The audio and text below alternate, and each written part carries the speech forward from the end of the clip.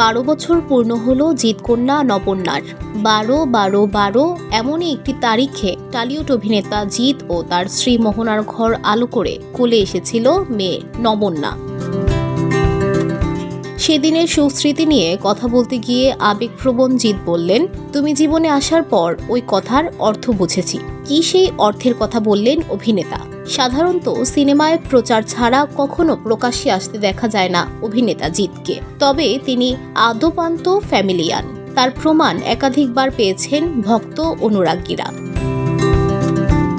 তার সামাজিক যোগাযোগ মাধ্যম জুড়ে ছবি ও কাজ সংক্রান্ত পোস্ট হয়। এর বাইরে এই অভিনেতাকে আর কোথাও খুঁজে পাওয়া যায় না। বাকিটা সময় পরিবারের জন্য। তাই মেয়ের জন্মদিনেও একেবারে ঘরের ছবি তুলে ধরলেন অভিনেতা জিৎ।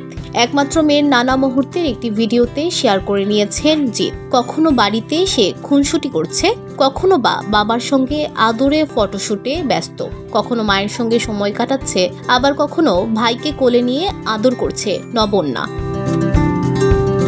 সামাজিক যোগাযোগ মাধ্যম ফেসবুকে এই ভিডিও শেয়ার করে জিৎ লিখেছেন, নিজে যখন বাবা মা হবি তখন বুঝবি। তিনি বলেন, এখন বুঝি।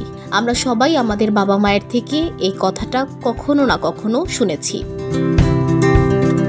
অভিনেতা বলেন, 2012 সালের 12 ডিসেম্বর তুমি আমাদের জীবনে আসার পর এই কথার সঠিক অর্থ আমরা বুঝতে শিখি। স্বার্থহীন ভালোবাসা সত্যি কোনো ম্যাজিকের থেকে কম কিছু নয়। সন্তান না হলে এই অনুভূতি বলে বোঝানো অসম্ভব। আমি খুব আনন্দিত তুমি আমাদের জীবনে এসেছো। আমার বাবা মাকেও অসংখ্য ধন্যবাদ। ঈশ্বরকে ধন্যবাদ। সোনালী জন্মদিনের অনেক শুভেচ্ছা নবন্যাকে। মেয়ের থেকে অনেক কিছু শিখেছেন বলেও জানিয়েছেন জিৎ।